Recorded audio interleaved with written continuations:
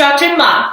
Welcome to the World Hapkido News Show, your complete resource for Hapkido news, events, and entertainment. Before we get started, remember to subscribe to our channel and ring the bell to get notifications when we post new videos like this one. Now on with the show. I would like to begin today's show with these words of wisdom. Winning is for the obsessed. You must be obsessed if you want to win. You must be obsessed with the goal, the journey, the outcome, the experience, the rejections, the resilience, the grit.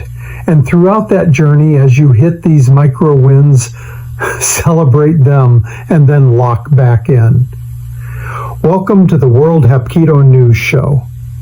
Hey guys, I'm Richard Hackworth, and before I kick off this episode, I've got a favor to ask of you, and I've got an invitation for you. First, the invitation. The USA Hapkido Union Instructors Course and Conference is taking place in May of next year in the beautiful state of Florida. In the past, we have had attendees from as many as 9 different countries.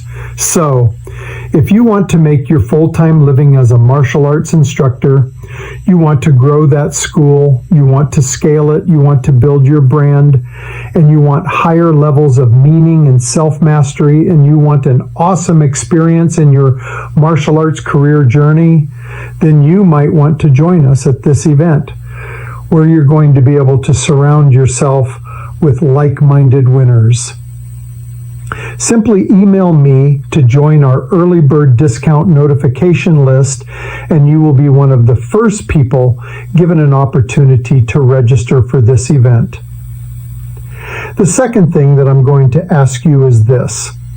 If you're watching this on YouTube, understand that 74% of you watching this right now are not subscribed.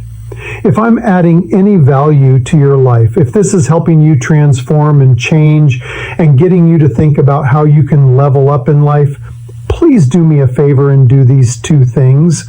1, subscribe, and 2, share this episode so that we can get more people on board with changing and transformation, changing and transforming to their highest self.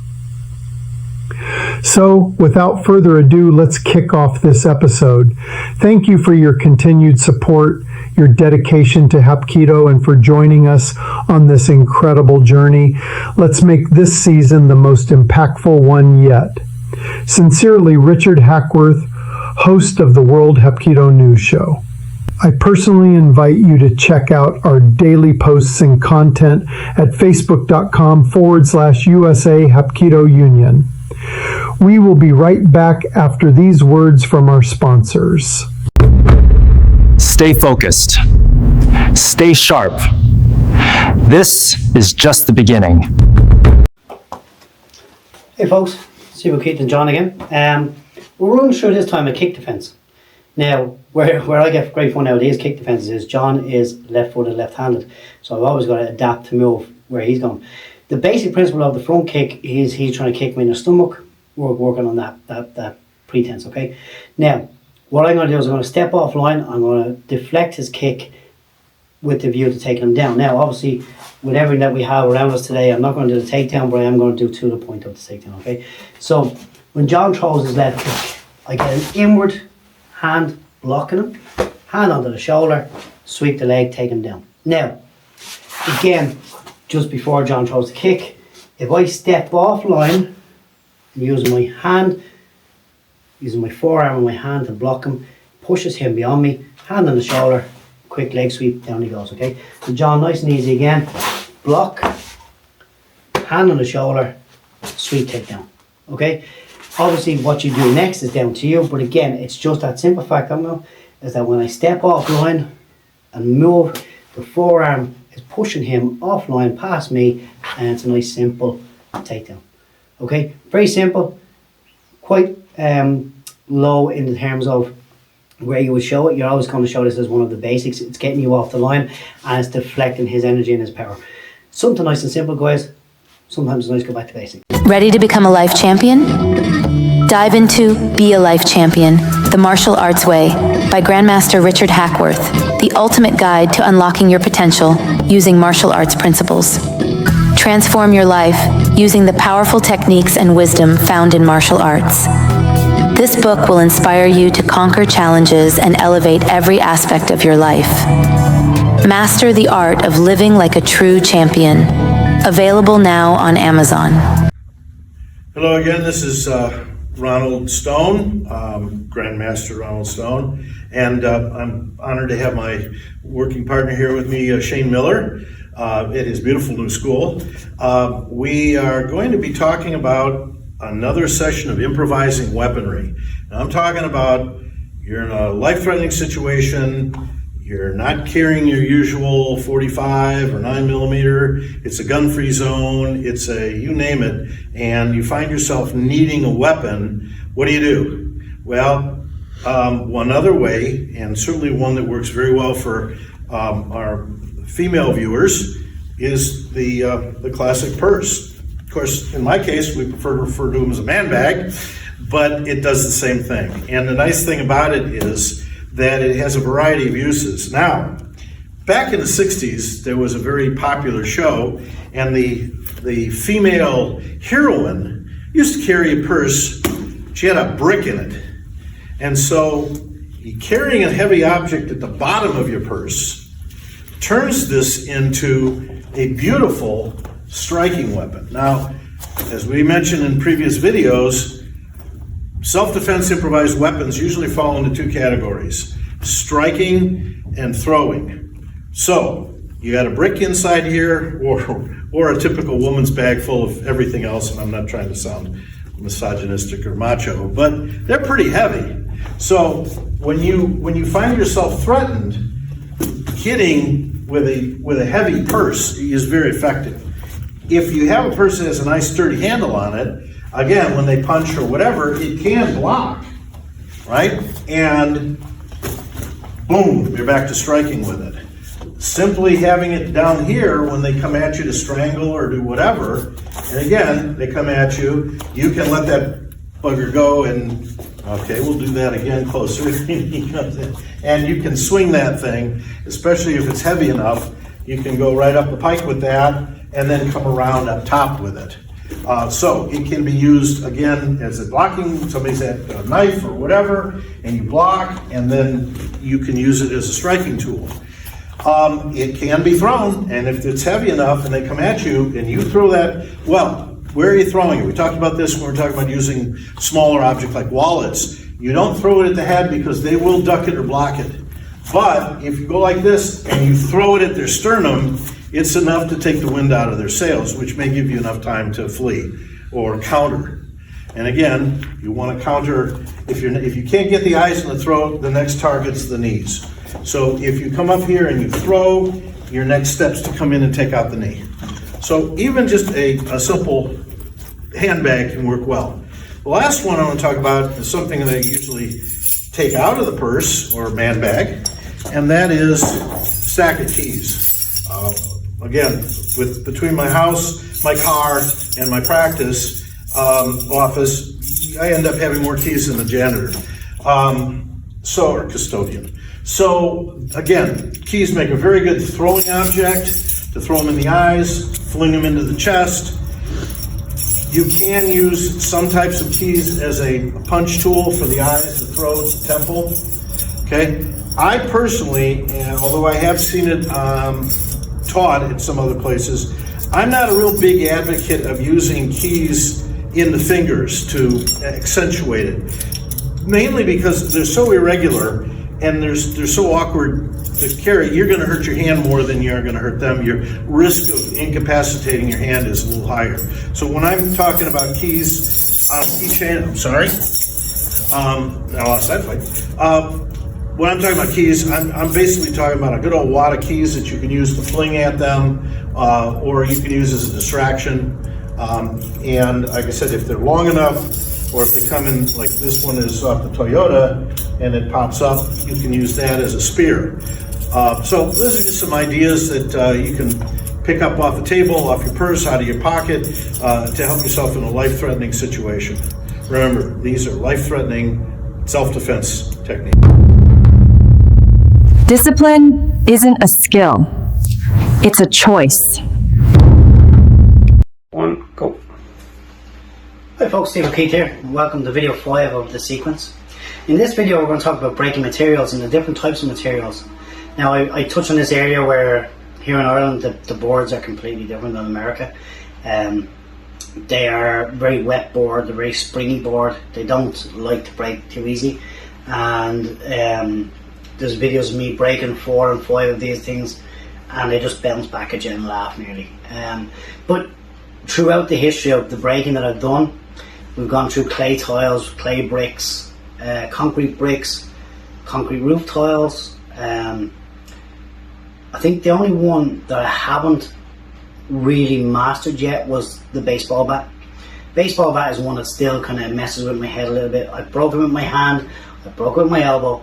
I still, for some reason, the thoughts of putting my shin through a baseball bat is just, I can do it, I know I can do it. I've done 9 inches of concrete with my shin, but it's one of those materials that it's a mental thing that I have with them.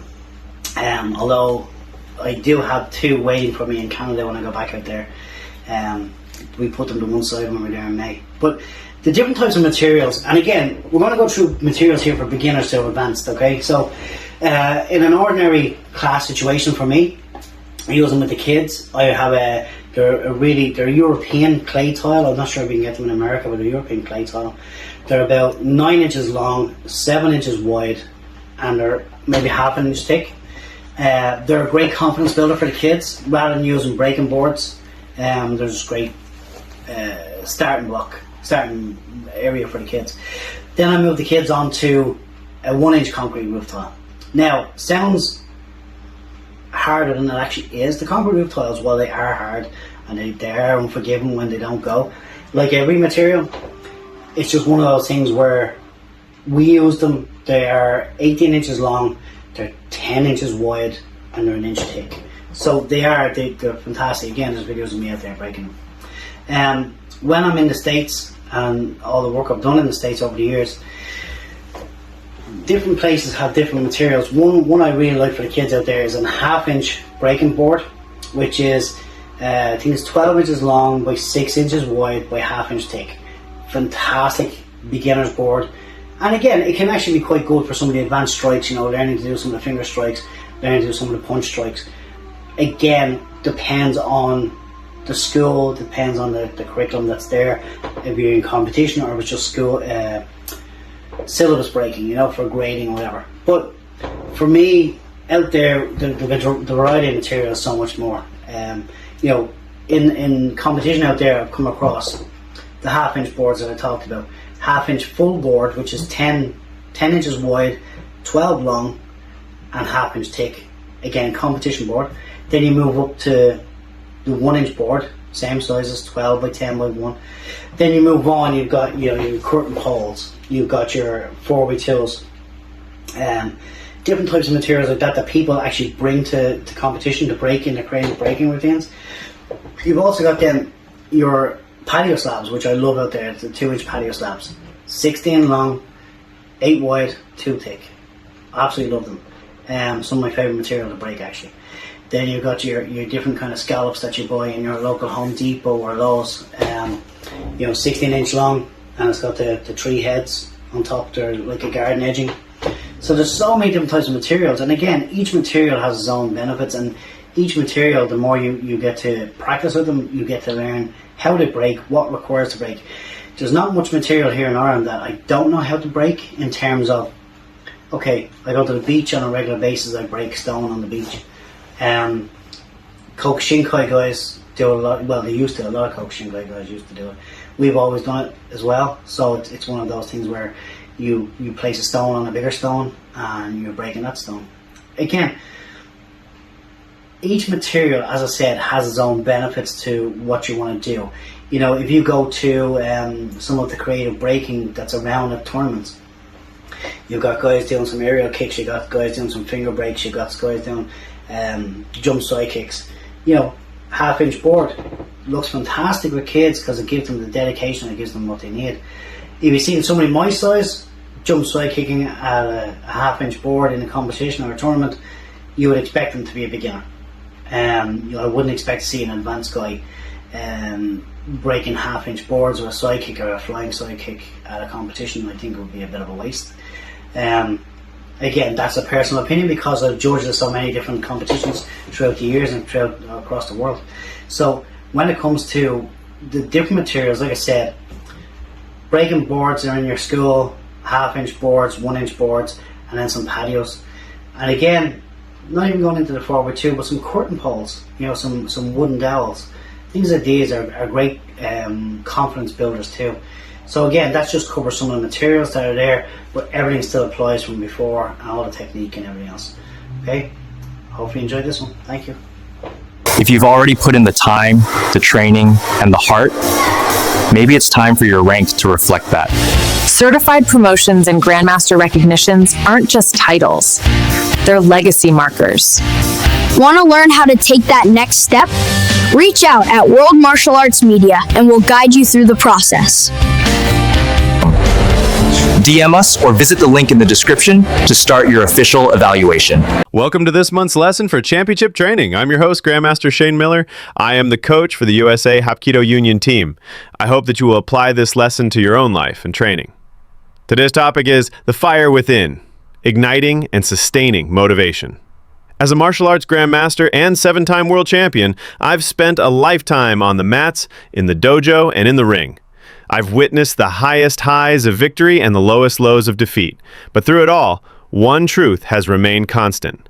The ultimate battle is not with an opponent, but with ourselves. The fire that fuels our journey, the motivation that drives us, is the most powerful weapon we possess.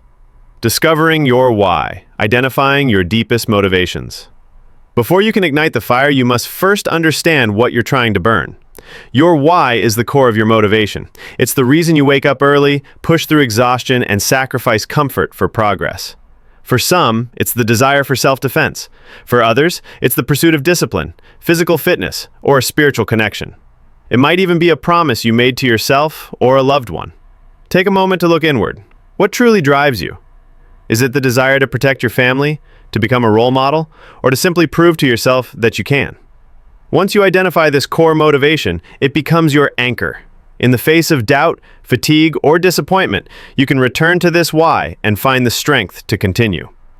Setting achievable goals, creating a roadmap to success. A fire without direction can be a dangerous, destructive force. Similarly, motivation without a clear path can lead to burnout and frustration. This is where goals come in. They are the landmarks on your journey, the milestones that measure your progress and keep you moving forward. But not all goals are created equal. They must be specific, measurable, achievable, relevant, and time-bound. Smart. Instead of saying, I want to get better at martial arts, a smart goal would be, I will be able to perform the first 2 forms of my discipline flawlessly within the next 3 months. This gives you a clear target, a way to track your progress, and a realistic time frame. As you achieve these smaller goals, you build confidence and momentum, fueling the fire for the next stage of your journey. Building intrinsic motivation, finding joy in the journey. The greatest motivation comes not from external rewards, medals, belts, or titles, but from within. This is intrinsic motivation, the pure joy of the practice itself, the feeling of a perfectly executed technique, the satisfaction of pushing past your limits, the camaraderie of training with your peers. These are the true rewards. To cultivate intrinsic motivation, you must learn to love the process, not just the outcome. Focus on the details, the rhythm of your breath, the alignment of your body, the flow of your movements. Find beauty in the struggle and grace in the challenge. When you find joy in the journey, you don't need external validation to keep going. The fire within burns brightly because it's being fed by the very act of living and learning.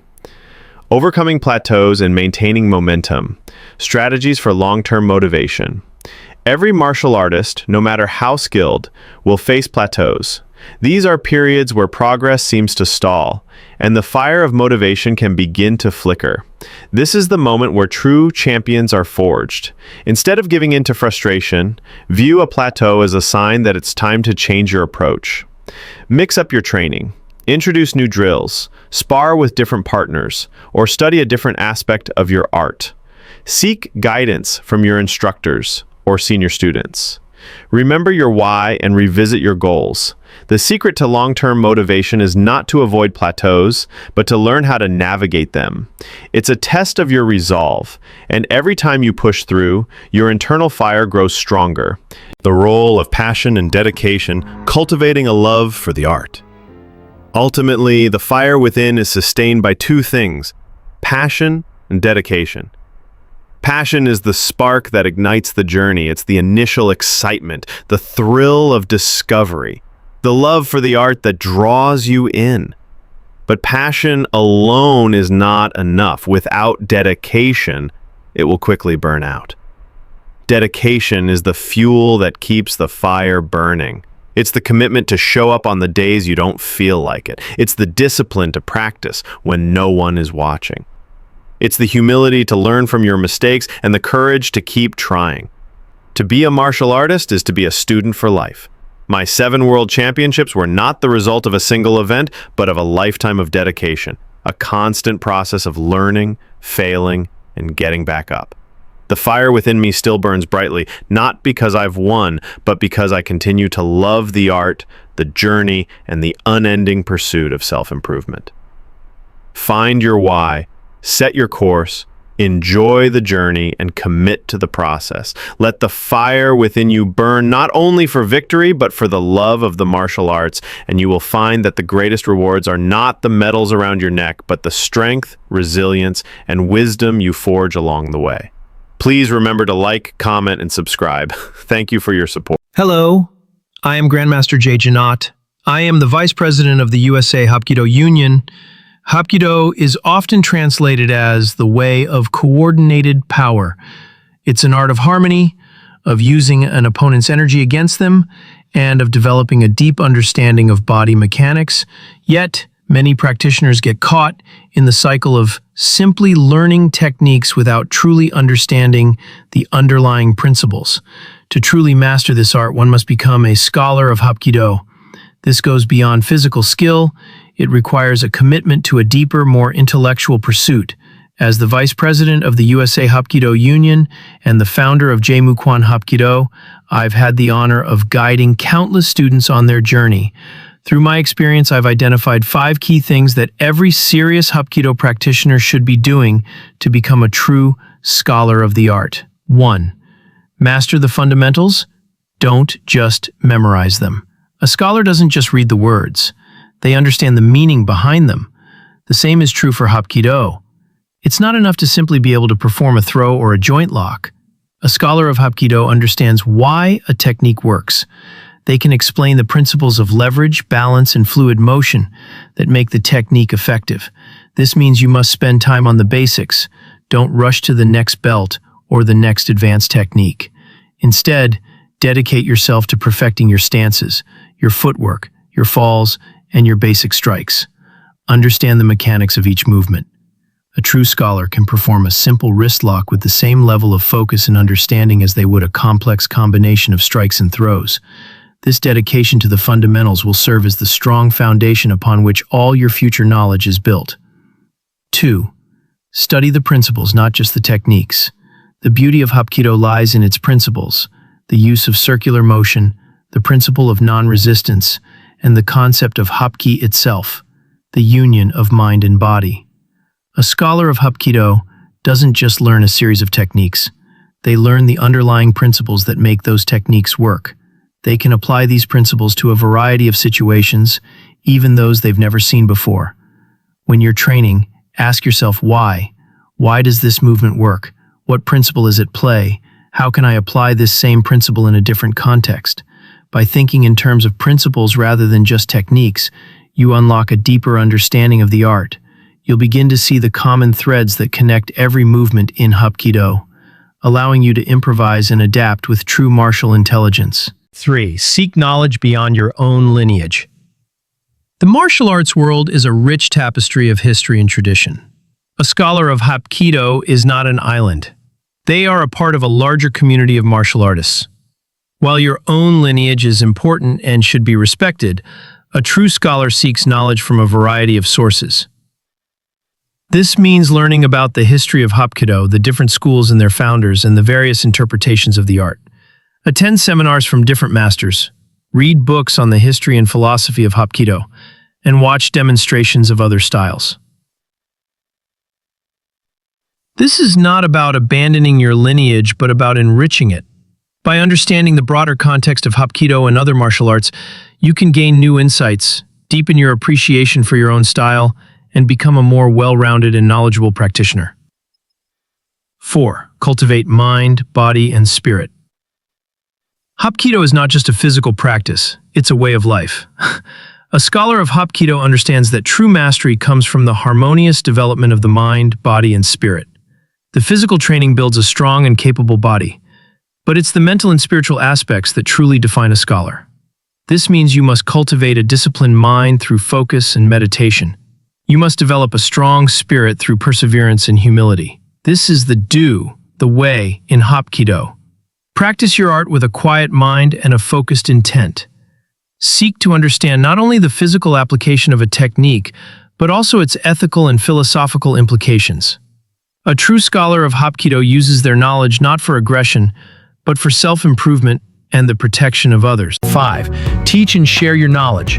The ultimate test of a scholar's knowledge is their ability to teach it to others.